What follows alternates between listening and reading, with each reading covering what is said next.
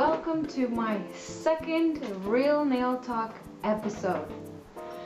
Thank you so much to everyone who has left all the beautiful and lovely comments in my first episode of the Real Nail Talk video. I'm really glad that I'm able to help you guys out and answer a lot of the questions that you have. So today's nail topic is going to be gels versus acrylics. Which one is better for you? There are several things that you have to take in consideration when you're thinking about getting your nails either with acrylic or gel. The first thing you have to think about is your lifestyle. What sort of job do you do? Are you a stay-at-home mom? Do you cook and clean every day? Are your hands in water a lot? Do you work in a factory?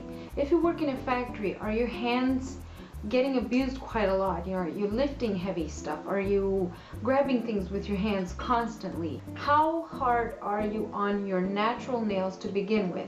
That's the first thing that you have to consider when thinking about nails or anything like that in general. I will go through the pros and cons of both acrylic and gel to give you guys a better understanding of which one is better for your nails, for your lifestyle, and also for your wallet. So, acrylic nails. Why do so many women out there choose to get acrylics done?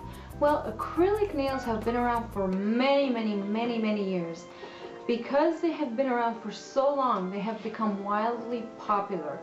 Not until the introduction of gel nails has the popularity of the acrylic decreased, but nevertheless, people still get acrylic nails all over the place, and probably 8 out of 10 women to this day get acrylic nails done only because their staying power and they have been around for many years, and of course the cost. Cost is really inexpensive.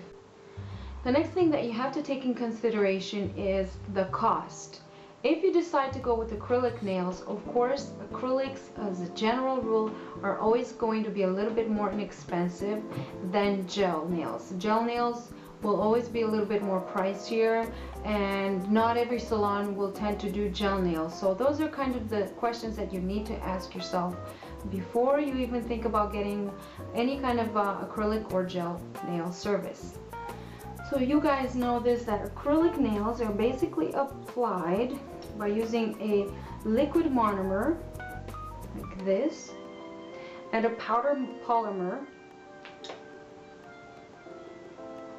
just a powder polymer like this, to create a hard protective layer over your natural nails.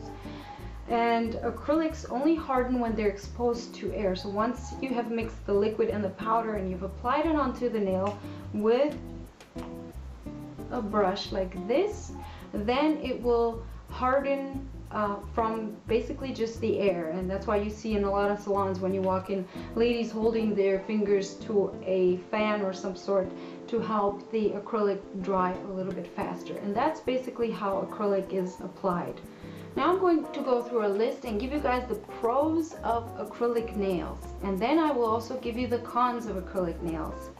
So number one pro of having acrylic nails is that if you break one, if you end up breaking one, you can almost always fix it yourself at home with either a little bit of nail glue, or you can go ahead and purchase one of those acrylic kits from any store and just fix it yourself for very little amount of money. Number two pro of acrylics is that they can be removed quite easily if done by a pro. You can soak your nails off in acetone. You can also do this at home. Filing them would cause a little bit of damage, so you have to be really careful. I always suggest that when you're removing acrylic nails that you soak them in 100% pure acetone at home. Number three pro of getting acrylic nails is that they can be very strong if applied correctly with the proper aftercare, and they can last for quite a long time as well on your nails. And number four pros of getting acrylic nails done is that the application is a lot less inexpensive than gel nails. Now I'm going to go through the cons of getting acrylic nails. The cons of getting acrylics done, number one, is that they can severely damage your nail plate, which can also be a breeding ground for fungus and nail infection. That they can also look a little bit less natural when applied incorrectly.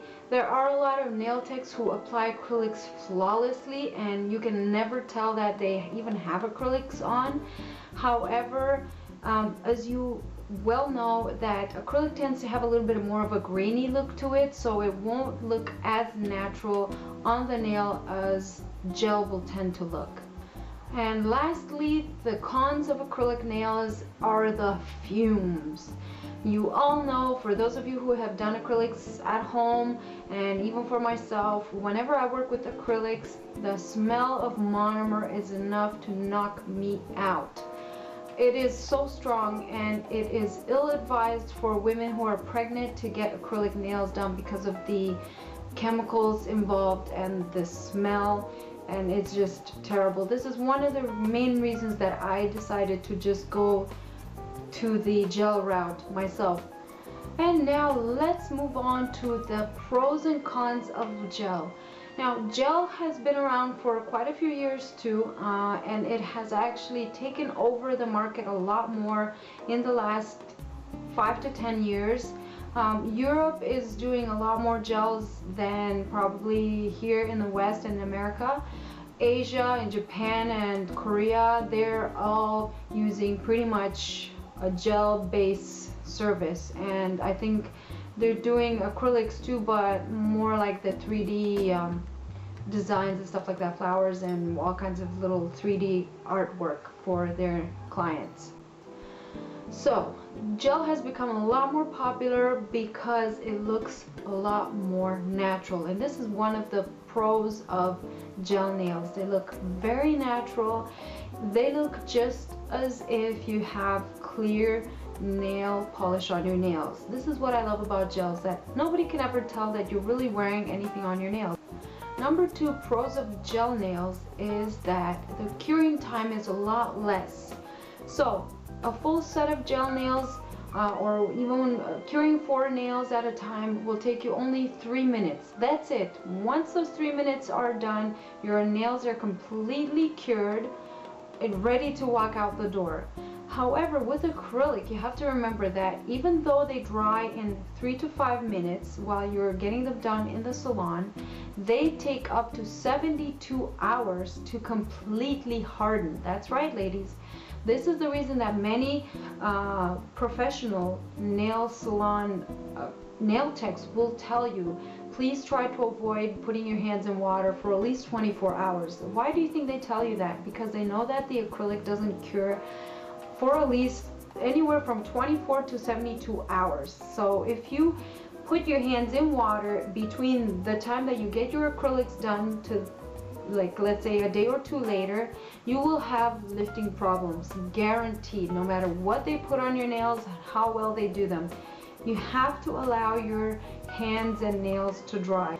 Number 3 pros of gel nails is that they are just as strong as acrylic nails. There's a myth out there that gels are not as strong, and I really don't know who came up with this idea that gels are not as strong as acrylics. In fact, they are just as strong because their strength comes from their flexibility. That's right, especially if you're getting soak-off gels done, they're even more flexible, so they'll be able to flex with your nail without them snapping off.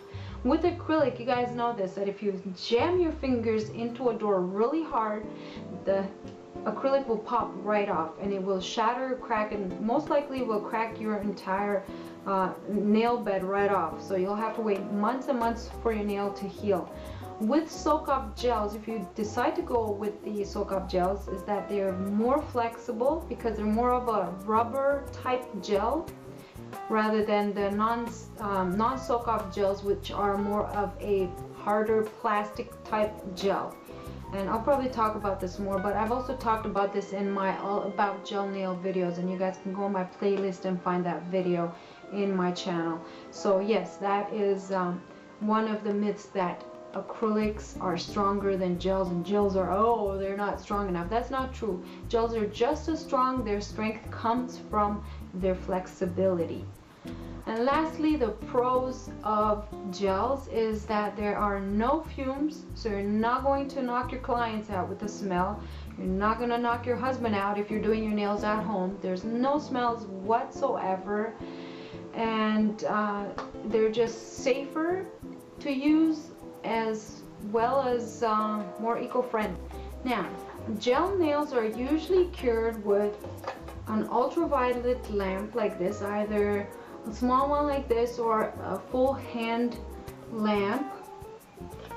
And this one is a 9-watt lamp. And let me show you real quick for those of you who have not seen my all about gels video. This is basically what a little jar of gel looks like. This is one of the IBD soak off gel, and this does need to be cured for 3 minutes. It just looks like hair gel, basically. Consistency of honey. And the soak off gels typically tend to be a little bit more self-leveling. Then you've got your builder gels, which are non-self-leveling. These basically stay where you put them. They're very high viscosity gels, so these will not run into the cuticle. These are great for building your arch and all that. Great for refills too, because they can fill any lifting or anything like that. You've also got your builder gel, and this is pink if you want that beautiful pink nail bed.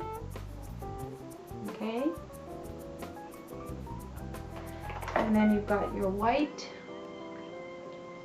colored gel, and this is great for French manicures. You can also use it for making designs with flowers and whatnot. This would be the version of 3D nail art using gels, and they actually do have a lot of 3D gels out there. They're just a little bit more harder to come by, I find, here in America for some reason, but they're very, very popular in Asia and Korea especially.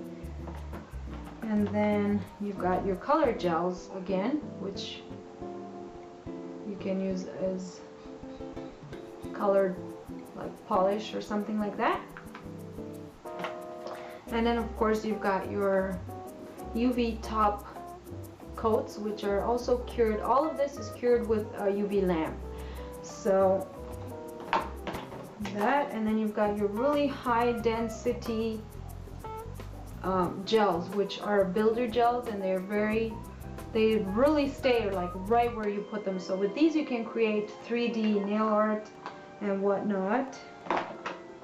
And of course you've got your gelish and shellacs and all of those other soak off polish type gels, which all of these again either need to be cured. This needs to be cured with an LED lamp, but most of the other ones need a UV lamp. There is also color gel like this, and it is gel with glitter in it. And there is of course polished gel, and this needs to be cured with a LED lamp. So these go on like polish, and these are considered soak off type gels. So you would need to soak these off with pure acetone, 100% pure acetone. And now I'm going to go through the cons of gel nails. The con number one of gel nails is that they do require a UV lamp or an LED lamp to cure. So if you're going to do this yourself at home, you will need to purchase an ultraviolet lamp or an LED lamp, whichever the manufacturer requires, for you to do your gel nails at home. If you don't put them under the UV lamp, they will not cure. You will be able to wipe them right off. Another con of having gel nails done is that if you accidentally break a nail and you don't know how to do your own gel nails at home, and you don't have a UV lamp or the gel product at home, it might be a little bit more frustrating trying to fix your own nail, because you would have to make an appointment to go and get your gel nail repaired. That's another one of the cons of really gel nails. Gel nails may look very easy to do, however they are very difficult to master. They look easy to apply because it looks like you're just applying nail polish basically, but it is really hard to master, and it takes a lot of practice and a lot of patience and even more practice to get down, you know, the technique. And the last con of gel nails is that the non-soak-off type gels, those are the hard plastic type gels, most likely need to be filed off. They are not soak-off. If you go the soak-off type gels, then those are easy because you can soak those off with pure acetone. But one of the cons that I have to say I'm not too excited about gels is that the non-soak-off ones are extremely hard to remove. You cannot soak those off. You have to file them off, and you have to be very gentle because you can do a lot of damage to your nail plate.